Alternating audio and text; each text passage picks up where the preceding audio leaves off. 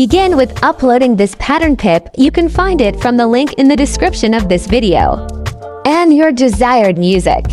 Now attach pip of 6 pictures one by one.